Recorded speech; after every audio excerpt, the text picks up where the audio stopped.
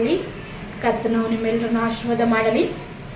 ಈ ದಿನ ನಾವು ನೋಡ್ತಿರುವಂಥ ವಾಕ್ಯ ಭಾಗ, ನಿನ್ನ ದೇವರು ಎಲ್ಲಿ ಎಂದು ಜನರು ಯಾವಾಗಲೂ ನನ್ನನ್ನು ಗೇಲಿ ಮಾಡುವವರಾದ್ದರಿಂದ ಹಗಲಿರುಳು ನನಗೆ ಕಣ್ಣೀರೇ ಆಹಾರವಾಯಿತು. ಕೀರ್ತನೆ 42ನೇ ಅಧ್ಯಾಯ 3ನೇ ವಚನದಲ್ಲಿ ಅನೇಕ ಜನರು ಭಕ್ತನಾದ ಆತನಿಗೆ ಕೇಳುವಂಥದ್ದು, ನಿನ್ನ ದೇವರು ಎಲ್ಲಿ?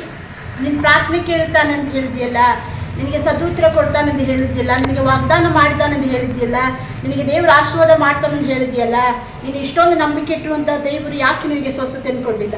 ನೀನು ಇಷ್ಟೊಂದು ನಂಬಿರುವಂಥ ದೇವರು ನಿನಗೆ ಯಾಕೆ ಬಲವನ್ನು ಕೊಡಲಿಲ್ಲ? ಯಾಕೆ ನಿನಗೆ ಆಶೀರ್ವಾದ ಮಾಡ್ತಿರಲಿಲ್ಲ? ಯಾಕೆ ನಿನ್ನ ಜೀವಿತದಲ್ಲಿ ಪ್ರಾರ್ಥನೆಗಳಿಗೆ ಉತ್ತರಗಳಿಲ್ಲ ಎನ್ನುವುದಾಗಿ ಜನರು ಹಾಸ್ಯಾಸ್ಪದವಾಗಿ ಹೇಳುವಂಥದ್ದು. ನೀನು ನಂಬಿರುವಂತಹ ದೇವರು, ನೀನು ನಂಬಿರುವಂತಹ ಕರ್ತನು ಎಲ್ಲಿ ಹೋಗಿದ್ದಾನೆ? ಆತ ನಿನ್ನ ಪ್ರಾರ್ಥನೆ ಕೇಳ್ತಾ ಇಲ್ಲಲ್ಲ ಎನ್ನುವುದಾಗಿ ಹಾಸ್ಯ ಮಾಡ್ತಲಿದ್ದಾರೆ, ಗೇಲಿ ಮಾಡ್ತಲಿದ್ದಾರೆ. ದೇವ್ರೇ, ನನ್ನ ಪ್ರಾರ್ಥನೆಗೆ ಸದುತ್ತರವನ್ನು ಕೊಡು. ಆಹಾರವಾಗಿದೆ. ಏನು ಆಹಾರವಾಗಿದೆ? ಊಟ ಮಾಡುವಂಥ ತಿಂಡಿ ತಿನಿಸುಗಳಲ್ಲ, ನನ್ನ ಕಣ್ಣೀರೇ ನನಗೆ ಆಹಾರವಾಗಿ ಹೋಗಿದೆ. ನನ್ನ ವೇದನೆಗಳು, ನನ್ನ ಎಲ್ಲ ಬೇನೆಗಳು ಅವೇ ನನ್ನ ಒಂದು ಆಹಾರವಾಗಿ ಬಿಟ್ಟಿದೆ. ಬೇರೆ ಯಾವುದೂ ಸಹ ಆಹಾರವಲ್ಲ. ಸತ್ಯವೇದ ಹೇಳ್ತದೆ, ಹಗಲಿರುಳು ನಾನು ಕಣ್ಣೀರು ಸುರಿಸ್ತಲಿದ್ದೇನೆ. ಅನೇಕರು ಗೇಲಿ ಮಾಡುವ ಕಾರಣದಿಂದ, ಅನೇಕರು ನನಗೆ ಹಾಸ್ಯವಾಗಿ ನೋಡುವ ಕಾರಣದಿಂದ ಪ್ರತಿ ಸಾರಿ ನನ್ನನ್ನು ಕೇಳ್ತಾರೆ, ಯಾಕೆ ದೇವರು ನಿನಗೆ ಮಕ್ಕಳು ಕೊಡಲಿಲ್ವಾ? ಯಾಕೆ ದೇವರು ನಿನಗೆ ಆಶೀರ್ವಾದ ಕೊಡಲಿಲ್ವಾ?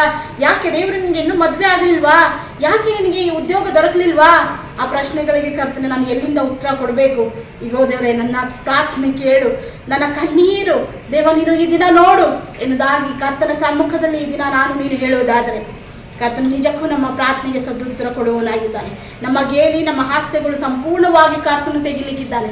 ಅದೆಲ್ಲವನ್ನು ಕರ್ತನು ನಮ್ಮಿಂದ ಹೊರಗಡೆ ಹಾಕಿ ಈಗೋ ನೂತನವಾದ ಜೀವನವನ್ನು ದೇವರು ಕೊಡಲಿಕ್ಕಿದ್ದಾನೆ. ಕರ್ತನಲ್ಲಿ ಪ್ರಿಯರೇ, ಹಾಗಾಗುವಂತೆ ದೇವರು ನಿಮ್ಮೆಲ್ಲರನ್ನು ಆಶೀರ್ವಾದ ಮಾಡಲಿ. ಆಮೇನ್.